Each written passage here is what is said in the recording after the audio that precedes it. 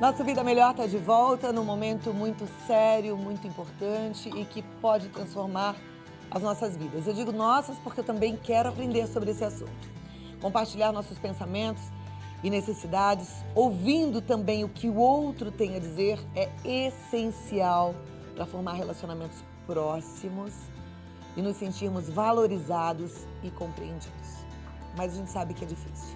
E o que fazer quando nessa comunicação existe falta de respeito, xingamento, quando um tem vontade de colocar o outro para baixo, é marido colocando a mulher para baixo, mulher colocando o marido para baixo, e a relação quebrada. Hoje eu tenho certeza que a gente pode ser ajudado.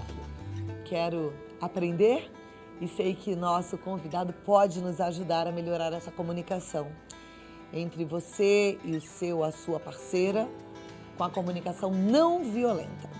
Quem está aqui hoje é o Dr. Fábio Martins Fonseca. Muito obrigada pela sua presença. Cláudia. Dr. Fábio é graduado em psiquiatria, psicoterapia, ele se especializou lá nos Estados Unidos, ele é palestrante, consultor, ele tem uma experiência enorme e eu estou muito feliz com esse tema porque é um tema que eu, de verdade, acho que salva casamento, né? Que hoje a gente vê tantos indo para o brejo. Em primeiro lugar, eu queria agradecer mais uma vez a A gente oportunidade de estar agradece, aqui. doutor. E eu acho que uma das coisas que eu posso colocar no meu currículo é poder estar aqui num programa como esse, né? Me sentindo honrado de tentar compartilhar e contribuir para a formação das pessoas. Então, eu queria agradecer mais uma vez o convite. Obrigada, a honra é nossa de verdade. Vamos começar então, rapidinho, porque depois a gente vai para uma parte prática, tá? Comunicação não violenta seria o quê? A comunicação que dá certo? É uma comunicação que dá certo, é uma comunicação que é efetiva. Porque qual é o objetivo da comunicação? Eu passar uma mensagem. E muitas vezes, entre o que eu quero dizer e aquilo que você consegue entender, tem uma diferença enorme, Cláudia. E esses ruídos da comunicação, muitas vezes, ao invés de resolverem um problema, porque a comunicação serve para resolver um problema, para atender uma necessidade, para conectar as pessoas e para construir.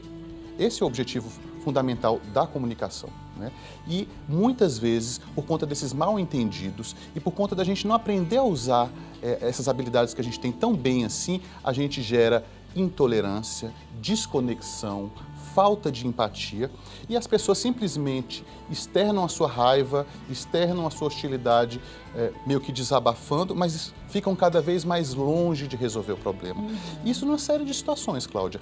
Você deu um exemplo aí numa discussão entre marido e mulher, mas às vezes tentando devolver uma roupa numa loja que não está muito bacana, conversando com um funcionário ou alguém que você gostaria que fizesse o trabalho de uma maneira diferente. Ou seja, existem instrumentos e existem formas de se comunicar de uma maneira eficaz. Como é que a gente sabe, Cláudia, que a comunicação está indo bem? Eu preciso atender a 3 regrinhas. Eu preciso resolver um problema, né? Eu quero fazer uma crítica, expressar uma opinião, por exemplo. Só que, ao mesmo tempo, eu quero cultivar um relacionamento. Eu vou esperar que, após essa comunicação, o meu relacionamento continue bem e continue melhorando ao longo do tempo. E eu também quero me sentir autorrespeito, quero sentir uma autoestima. E às vezes as pessoas, elas olham só, tem gente que engole tudo, né? E aí nunca resolve o problema.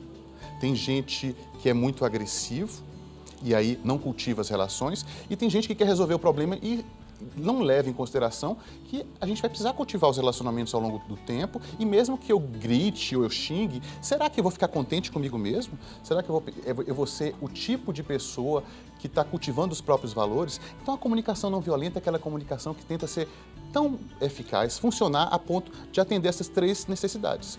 De resolver um problema, mas ao mesmo tempo tentar cultivar o relacionamento e tentar manter a autoestima da pessoa. Vamos tentar trazer agora para o lado prático, porque eu acho que assim a gente consegue criar uma empatia colocando você aqui no meio dessa conversa, porque todos nós somos muito parecidos e as nossas discussões são bem parecidas. Eu queria focar mais no relacionamento conjugal, porque eu sinto que assim a gente vai ajudar muita gente em casa.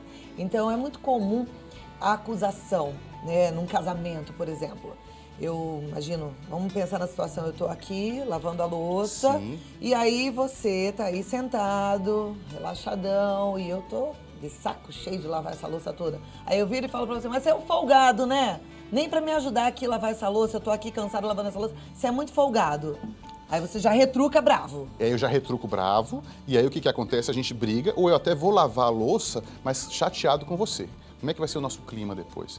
A gente poderia fazer de uma outra forma. Como?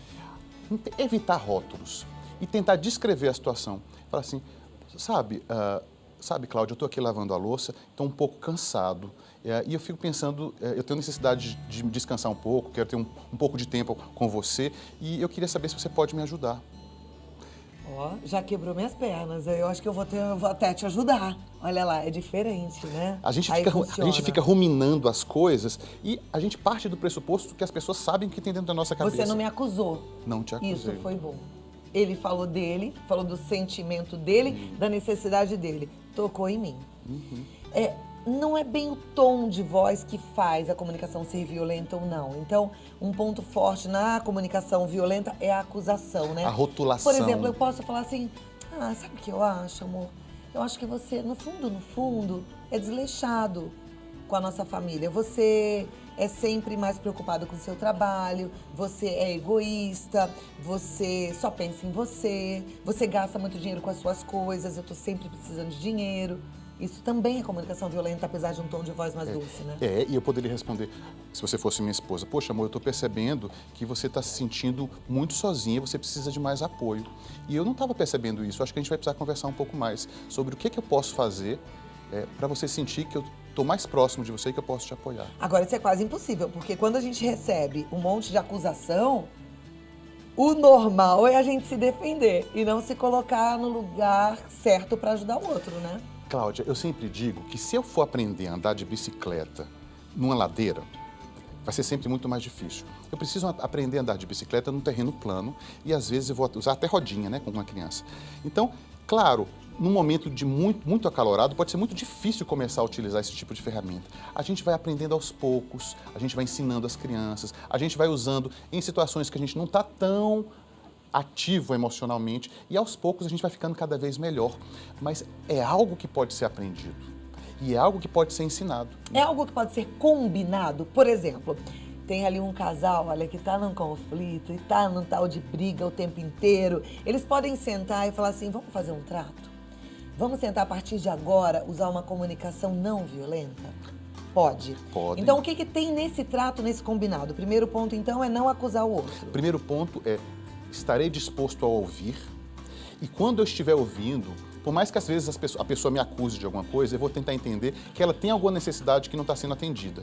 E às vezes ela se confunde e atribui toda a responsabilidade a mim. Então eu vou tentar identificar no outro qual é a necessidade. É necessidade de ajuda, é necessidade de apoio, é necessidade de autonomia, é necessidade de conexão, de proximidade. Primeiro ouvir, segundo, identificar a mesmo necessidade. Que o outro acuse, identificar qual é a necessidade do outro. Isso. E não pegar para si a acusação do outro. Exatamente. Tá.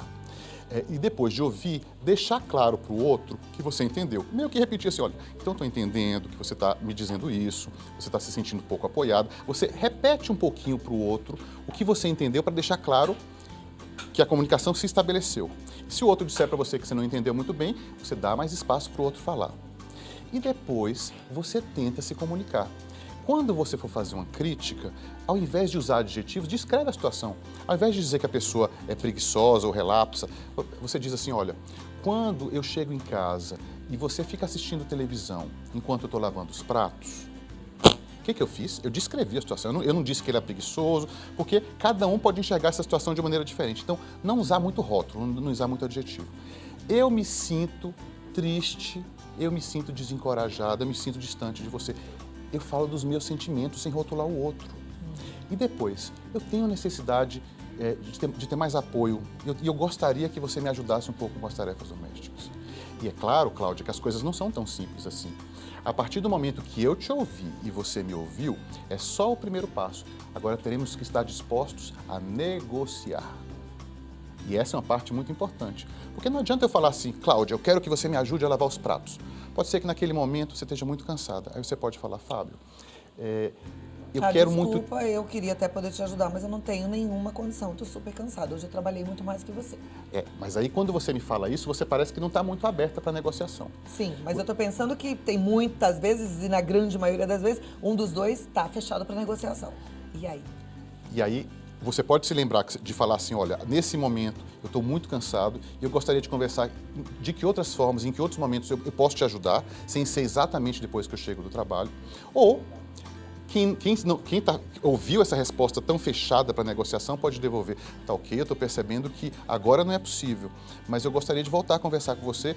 Em que momentos, se não agora, você poderia me apoiar? Qual é o segredo disso tudo?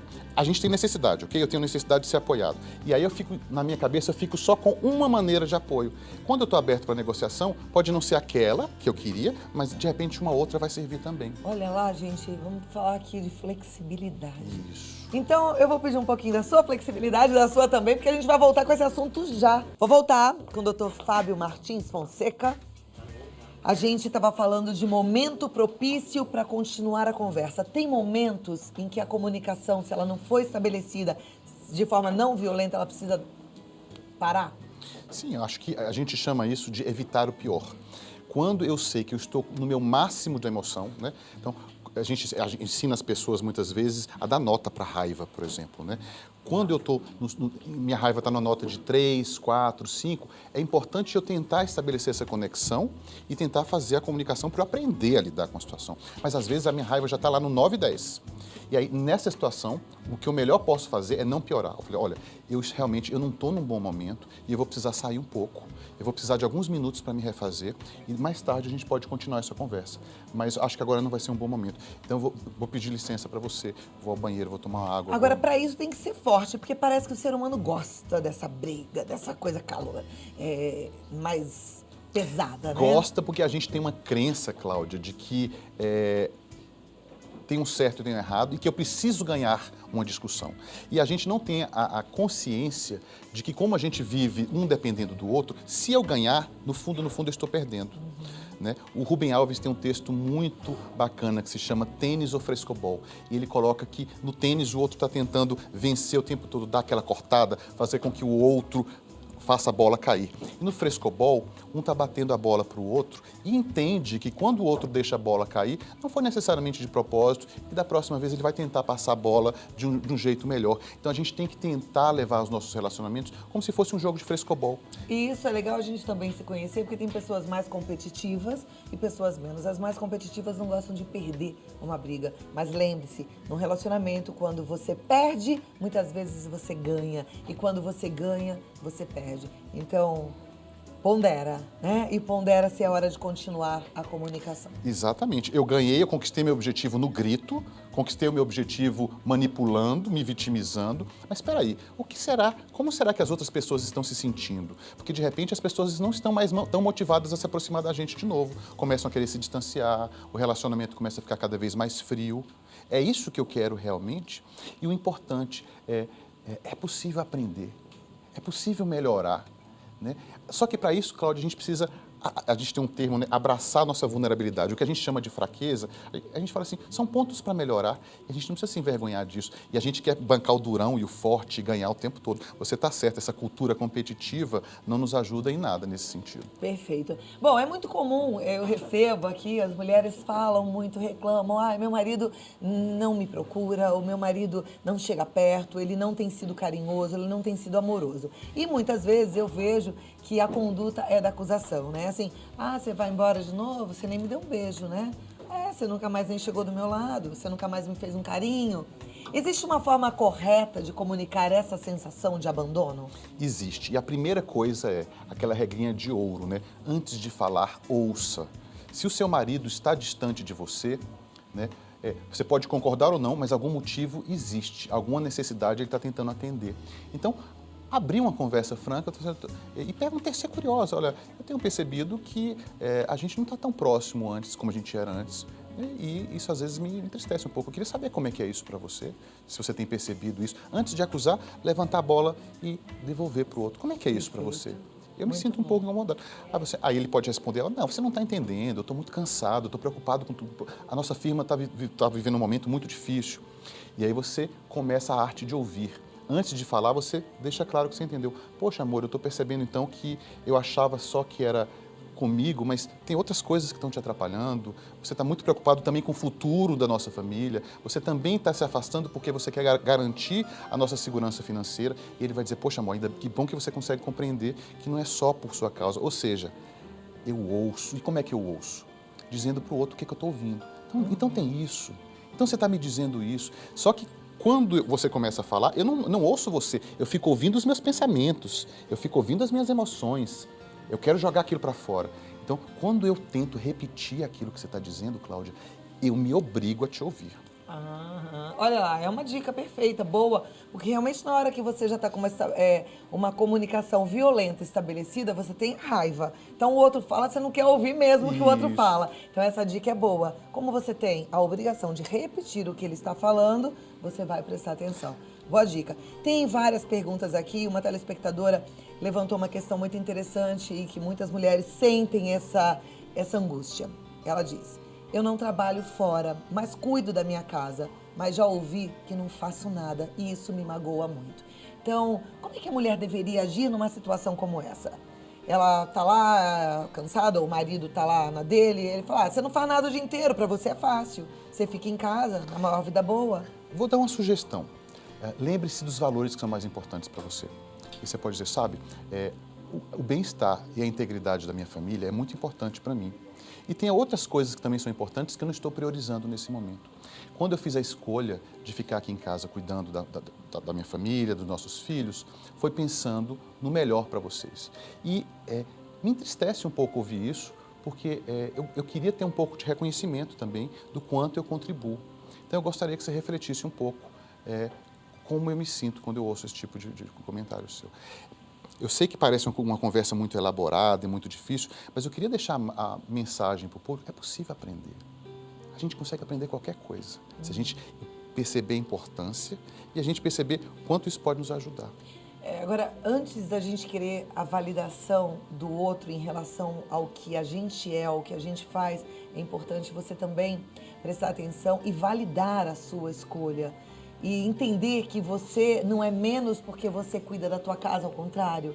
Foi uma escolha de peso, importante, digna. É você valorizar essa sua escolha e se valorizar, né? Porque muitas vezes a mulher, ela decide não trabalhar fora, mas se sente pouco e ela mesma não consegue se aceitar nessa situação. É necessário a gente perceber que se o marido não tivesse aquela estrutura toda que ele tem em casa, todo aquele conforto, aquele bem-estar, ele provavelmente, talvez não estivesse rendendo tanto no trabalho. Então, assim, são trabalhos diferentes, mas fundamentais. É uma sociedade, né? Um cuida da casa, o outro vai pra rua. Aqui na Rede Vida, a gente vê um monte de gente trabalhando e todo mundo tem sua importância. Cada um na sua função, mas cada um com a sua importância. E é isso importante. Cada um tem que perceber e valorizar a importância que tem. Próximo bloco, perguntas e respostas, porque tem muitas. A nossa turma tá precisando ouvir. Pergunta de uma telespectadora que não quer ser identificada, casada há 1 ano. E ela diz, no momento, sou só eu e o meu marido. Não é a primeira vez que ele deixa de pagar as contas da nossa casa para pagar as contas da casa da mãe dele, deixando o nosso orçamento no vermelho. Eu converso com ele, mas ele parece não entender. O que eu faço? Parece que ele não está te escutando, né? Será que ele está atento para as consequências que isso vai ter no relacionamento? Né? Porque, às vezes, a gente tem que reforçar as nossas necessidades, mas, às vezes, a gente também pode reforçar o que pode acontecer. Olha, eu percebo que você não está aberto para conversar, eu converso com você e você não se mostra nem aberto para negociar, as atitudes não mudam, e aí eu fico preocupada em saber que destino o nosso relacionamento vai tomar, porque eu tenho medo que a gente se distancie cada vez mais um do outro. Então, só para não falar das contas, vamos deixar as contas de lado, mas como é que você gostaria que o nosso relacionamento tivesse daqui a 1 ano? Devolve a bola para ele. Aqui, olha, é uma pergunta complexa. É da Fátima e ela diz assim, o meu marido não gosta de ter conversa. Ele é muito grosso e eu fico triste com tudo isso. O que ela faz? Bem, são 2 coisas diferentes. Uma coisa é tem gente que não gosta muito de conversar, que é mais introspectivo, né? Então vai, eu vou fazer esse marido introspectivo. Ou quer fazer o contrário? Você é o marido, vai. Você é o marido, eu sou a esposa. Pode ser assim? Tá. Aí eu vou tentar lidar Tenta falar comigo. Então, meu amor, eu queria conversar um pouquinho com você sobre o problema que a gente está tendo na escola com as crianças. Conversar, o quê? Não, isso aí você resolve. Não quero conversar isso, não. Estou percebendo que eu não peguei você num bom momento. Não tem momento, não. Não gosto desse negócio, não vou conversar nada, não. Resolve isso. Ok. Você espera que eu resolva tudo sozinha. Você que sabe. Eu não tenho, já trabalho muito, eu não vou resolver nada. Eu estou percebendo que você não está nem um pouco aberto para conversar e isso me deixa muito triste, realmente isso me entristece muito. Eu fico pensando para onde a gente vai desse jeito. A gente vai, sei lá, para onde aí é problema seu. Ok, você não está nem um pouco aberto para conversar. Não quero conversar, já falei, não gosto de Ok, conversar. talvez eu esteja pegando você num bom momento.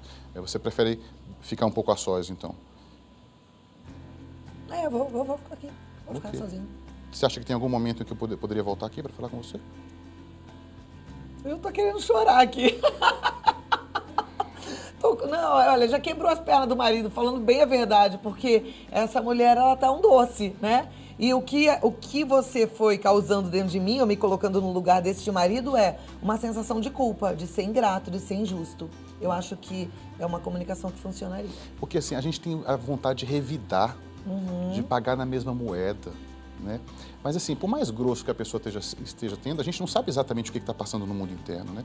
Então vai, você é o marido e fica grosso. Vamos conversar? Porque eu queria que você me ajudasse para decidir a escola das crianças. Você não percebeu que você não tô no bom momento, eu tô cansado, acabei Nossa, de mas chegar você do é sempre trabalho. assim, né? Nunca tá no bom momento. Você nunca pode conversar, você nunca tem vontade de conversar sobre o nosso relacionamento. Por isso é que tá essa droga, por isso que esse casamento tá acabando. Poxa, eu não tinha noção de que estava tão ruim assim pra você. Não, mas você é grosso. Eu sou grosso? Não fica mole, Tá bom. não Tá bom, vamos lá. Homem grosso é grosso. Olha só, você não percebeu que eu tô... Aí já virou uma briga. Eu tô cansado, o que você não entendeu ainda? Você vive cansado, é isso que acontece. Pronto, agora a gente vai sair na guerra aqui. Vamos sair, ninguém vai sair ganhando, né? Ninguém sai ganhando. É isso que a gente precisa evitar. É. Né? E a comunicação anterior, por mais que o marido esteja fechado, não teve acusação. Ela ouviu, ela quis entender por que ele não queria conversar. E foi flexível no sentido, olha, parece que naquele momento não ia funcionar a conversa. Só que ao invés de sair, ela fala assim, você acha que pode ter algum outro momento em que eu poderia vir conversar com você? Quando seria isso? Ou seja, a gente devolve a bola para o outro. Assim, a gente não fica só com a batata quente, devolve um pouco do problema para o outro também. Isso é maravilhoso. Eu tô lendo todas as mensagens aqui. Outro dia alguém falou, você não fica olhando, mas eu tô ouvindo aqui o doutor com o maior respeito do mundo e tô buscando aqui as perguntas. E eu já vou até ler mais uma, que é da Rosana de São Paulo. Ela diz assim, estamos com problemas financeiros sérios. Meu marido esqueceu o casamento, esqueceu de mim, porque diz que tem coisas mais importantes para resolver. Me sinto abandonada e queria que ele entendesse que a nossa relação, nossa união, também vai resolver nossos problemas.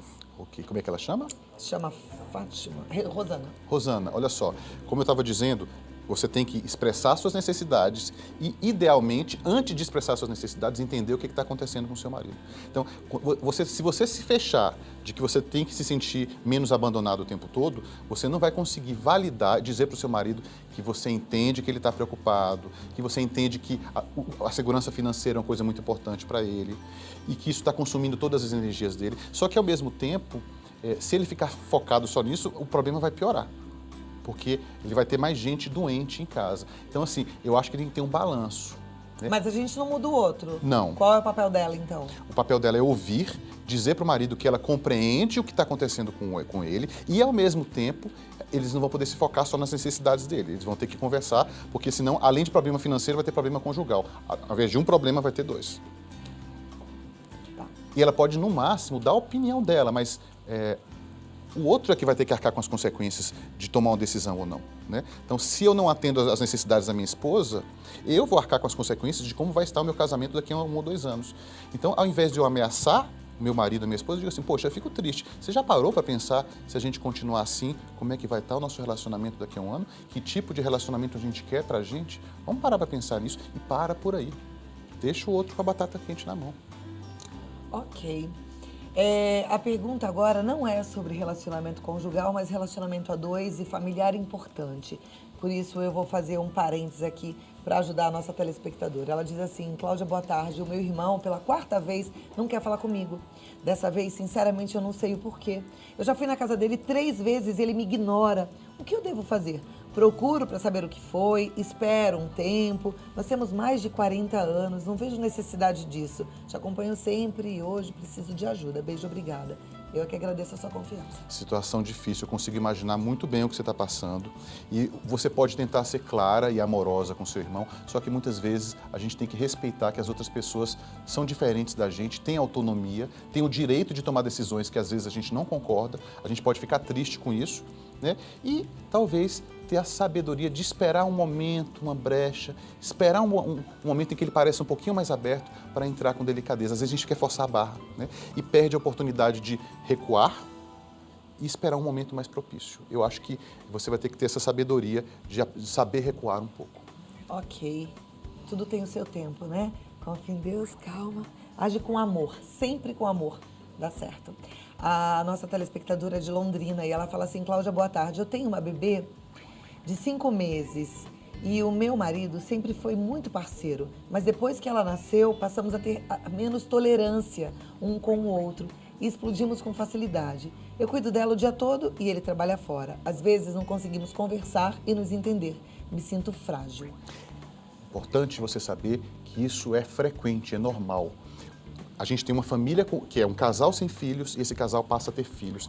A família muda de ciclo familiar, são outras tarefas, a vida muda completamente e vocês vão estar sendo requisitados onde vocês nem imaginavam. A gente pensa que é uma coisa natural, mas pode exigir muito. Então, vocês precisam entender que o casal, a família está vivendo um novo desafio, que é frequente isso acontecer com casais que estão tendo os primeiros filhos e vocês vão tentar entender que essa é uma tarefa para fazer conjuntamente, não trocar acusação, né? Procure entender que isso faz parte do momento que vocês estão vivendo, né? E procure entender agora qual vai ser o papel de cada um de vocês agora com um filho pequeno, porque é difícil essa mudança, Cláudia, não é no piloto automático. É outro status, né? Agora, eu lendo a sua mensagem, pensei no seguinte, você fala assim, me sinto frágil. Será que seu marido tá te achando frágil? Ou será que ele também tá frágil, se sentindo abandonado? A gente, quando tem um bebê, e eu digo isso porque eu sou mãe de 2 bebês grandes, né? Já adultos, a gente fica apaixonada, a gente fica... Eu me lembro que eu fechava os olhos e eu só via a carinha deles na minha frente, você deve estar assim, encantada. E o marido, muitas vezes, principalmente porque eles trabalham, né, e estão fora, o seu marido está fora, eles se sentem muito fora dessa relação. Se você está amamentando ainda uma relação íntima, mãe e filho, que fica aquela coisa que a gente fica apaixonada e encantada. Então, pensa que talvez ele também esteja frágil, se sentindo abandonado, se sentindo enciumado, se sentindo fora da tua relação com a tua bebê. Talvez ele esteja achando que você está muito bem obrigada, cuidando da sua bebê e não esteja nem enxergando a sua fragilidade. Talvez ele esteja te achando até muito poderosa, porque você é a mãe, porque você tem o domínio, porque é você que dá mamar, é você que cuida, é você que acolhe. Então presta atenção nisso e eu acho que assim, separa um horáriozinho também para ele, para você ouvir, para você falar de vocês, da relação dos dois, para você poder falar para ele que você está se sentindo frágil, para falar dos teus medos, da sua insegurança, das saudades que você tem de um relacionamento gostoso. Uma outra coisa que eu dou de dica, e aí é pela minha experiência pessoal, tenta fazer a rotina do teu bebê uma rotina que ajude a rotina do teu casamento. Eu gosto de bebê, assim, tem que dormir cedo e acordar cedo, que é a hora que o papai está trabalhando. Aí chegou, você tem um tempinho ali, jantar com seu marido, tem um tempinho para namorar, isso tudo é importante. Não pode deixar a criança dominar a tua rotina e fazer com que você não tenha tempo para nada, tá? Mulher sábia edifica a casa. Bola pra frente. Tamo junto. Certo, doutor? Certíssimo. Acabou mesmo, Pri? E o povo querendo saber, um monte de pergunta para você responder. Que tristeza. É um prazer estar aqui sempre, Prazer Cláudia, é com você. nosso. Volte mais vezes, mas eu acho que ficou um recado bem importante. Comunicação não violenta é a comunicação que acontece. É a que dá certo. E aí você disse algumas coisinhas. A gente não acusar, a gente parar para ouvir. A gente parar para pensar em como é que eu quero que o meu relacionamento esteja no final dessa interação. A gente só quer resolver o problema e não para pensar um pouquinho a longo prazo. Né? Se a gente parar para pensar nas consequências, nos valores que a gente quer cultivar um pouco a longo prazo, a gente ter isso em mente, a gente provavelmente vai encontrar uma maneira alternativa de se comunicar. E olha, o site do Dr. Fábio é psiquiatriacampinas.com ou então no Facebook consultório dr.fábio Fonseca. Eu te espero na próxima oportunidade. Muito obrigada por ter vindo.